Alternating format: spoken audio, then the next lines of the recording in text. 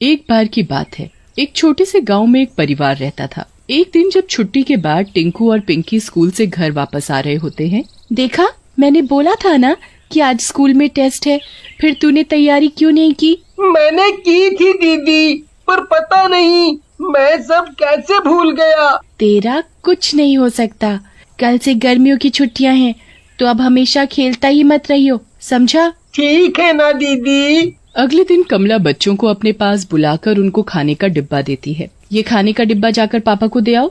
अब तुम्हारे स्कूल की छुट्टियां हैं, तो रोज तुम ही जाना उनको खाना देने। ठीक है माँ, ये तो अच्छी बात है। पापा जिस बगीचे में काम करते हैं, हमें वहाँ घूमने को भी मिल जाएगा। वहाँ बड़े ही सुंदर सुंदर फूल और फल लगे हुए हैं। दोनों बच्चे खाने का डिब्बा लेकर बगीचे में पहुँच जाते हैं। क्या हम यहाँ थोड़ी देर रुक जाएं? ठीक है, पर किसी चीज को छेड़ना मत। और हाँ, एक और बात, ज्यादा आगे मत जाना, वो सुनसान जगह है। जी पापा, आप बिल्कुल भी चिंता मत करो। दोनों बच्चे बगीचे में खेलने लगते हैं। रवि भी खाना खाकर वापस अपने काम में लग जाता है। बच्चे खेलते खेलते थोड़ा आगे निकल जाते हैं।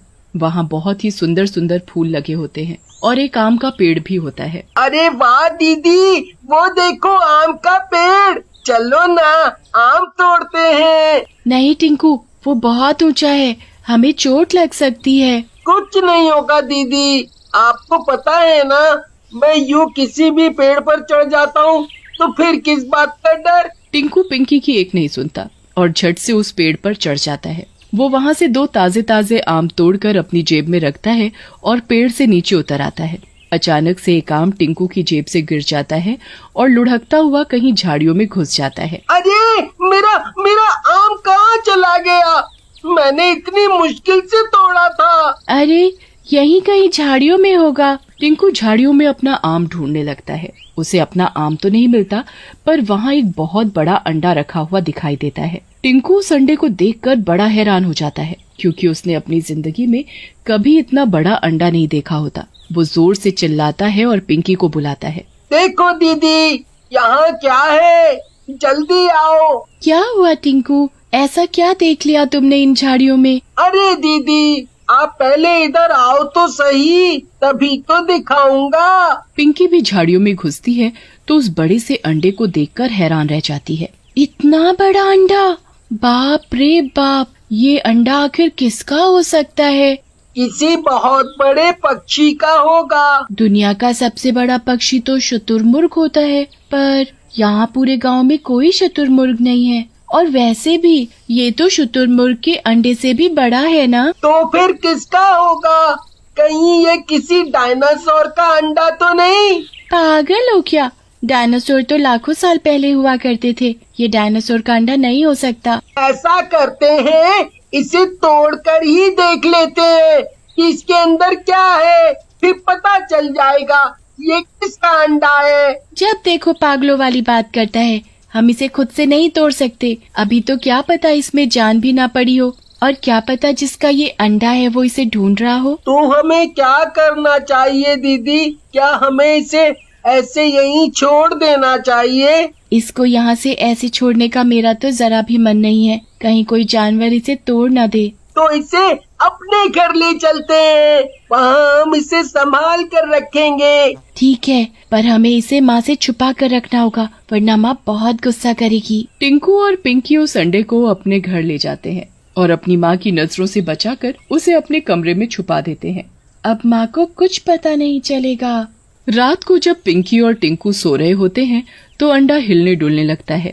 पिंकी उसकी आवाज से उठ जाती है और टिंकू को भी उठाती है। देख, अभी ये अंडा हिल रहा था, इसमें से आवाज भी आ रही थी। लगता है इसको नींद नहीं आ रही, तभी उछल रहा है।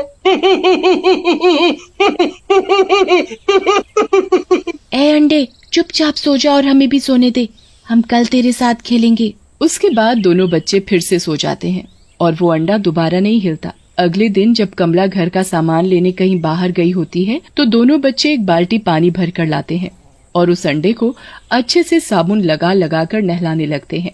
देख, अब तू भी चमक जाएगा, बिल्कुल हमारी तरह। नहलाने के बाद वो उस अंडे को एक तौलिए से अच्छे से पोंछते हैं और फिर उसे एक चादर से ढक देते हैं। वो उस अंडे का इतना ध्यान रखते हैं जैसे कोई छोटा बच्चा हो। 2-3 दिन ऐसे ही निकल जाते हैं। पर जब एक रात दोनों बच्चे सो रहे होते हैं तो उनको अचानक किसी चीज के टूटने की आवाज आती है। दोनों बच्चे जल्दी से उठकर देखते हैं तो अंडा चटक रहा होता है। उसी के चटकने की आवाज आ रही होती है। अरे दीदी, देखो तो ये टूटने वाला है। अब तो इसमें से बच्चा निकलेगा ना? हाँ, चलो चलो चुपचाप देखते हैं। अंडे में से पहले एक छोटे से बच्चे का हाथ बाहर आता है। अरे, इसमें से तो किसी बच्चे का हाथ निकला, मतलब ये अंडा किसी जानवर का नहीं है। उसके बाद अंडा थोड़ा और टूटता है तो उसमें से दूसरा हाथ बाहर आता है। धीरे धीरे वो अंडा पूरी तरह से टूट जाता है और उसमें से एक चुड़ैल का बच्चा निकलता है। टिंकू और पिंकी उस डरावने बच्चे को देखकर बुरी तरह से डर जाते हैं।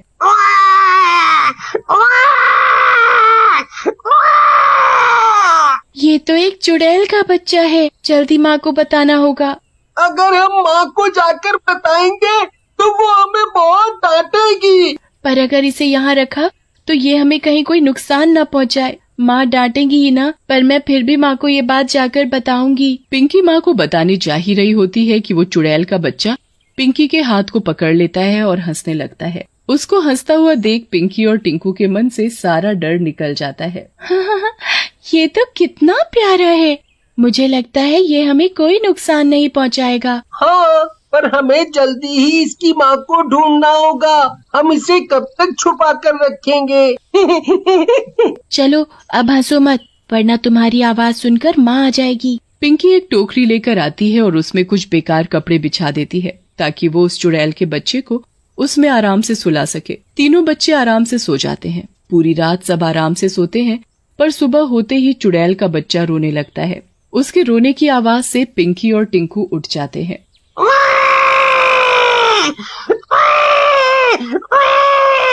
ये बच्चा तो हमें फंसवा कर ही रहेगा। क्या है, तुम क्यों रो रहे हो? ओह, तो तुमको भूख लगी है। ठीक है, मैं अभी तुम्हारे लिए कुछ लेकर आती हूँ, पर प्लीज तुम जरा भी आवाज मत करना। पिंकी चुपके से किचन में जाती है और कुछ खाने को लेकर आती है। चुड़ैल का बच्चा जरा सी देर में सब कुछ खा जाता है। हे भगवान, इतना सा बच्चा इतना सब कुछ कैसे खा सकता है? दीदी, आप भूल रही हो शायद कि ये कोई मामूली बच्चा नहीं है। ये एक चुड़ैल का बच्चा है। ये हम जैसा बिल्कुल नहीं है। हाँ, सही कहा तुमने, मैं ये कैसे भूल सकती हूँ। अच्छा, आज हमें इस बच्चे की माँ को भी ढूंढना है। मुझे लगता है वो उसी बगीचे में ही होगी, क्योंकि ये अंडा भी तो हमें वहीं मिला था। दिन में पिंकी और टिंकू अपने पापा को खाना देने बगीचे में जाते हैं। खाना देने के बाद वो उस बच्चे की माँ को ढूंढने लगते हैं। वो हर जगह उसे ढूंढते हैं, पर वो उसे कहीं नहीं मिलती। दोनों बड़े ही परेशान हो जाते हैं कि आखिर वो एक चुड़ैल के बच्चे को कब तक ऐसे अपने घर में छुपा कर रखेंगे। बहुत दिन ऐसे ही बीत जाते हैं। वो उस बच्चे का अच्छे से ध्यान रखते हैं। वो बच्चा जल्दी से बड़ा होने लगता है। पिंकी और टिंकू उसके साथ खाना खाते हैं, उसके साथ खेलते हैं और उसे अपने पास ही सुलाते हैं। वो पिंकी और टिंकू के साथ बहुत खुशी से रहता है, पर उसे कभी कभी अपनी माँ की बहुत याद आती थी और वो बहुत रोता था। बच्चे भी रोज इस उम्मीद में अपने पापा को बगीचे में खाना देने जाते कि शायद उनको वहाँ उस बच्चे की माँ मिल जाए, पर उसका कुछ पता नहीं चलता। एक दिन तीनों बच्चे घर में अकेले होते हैं। क्यों ना हम आज इसे बाहर घुमाने ले जाएं? ये भी हर वक्त घर में पड़े पड़े परेशान होता होगा। तू पागल है क्या? इसे किसी ने देख लिया तो आफत आ जाएगी। अरे, हम इसे छुपा कर ले जाएंगे और किसी सुनसान जगह खेलेंगे।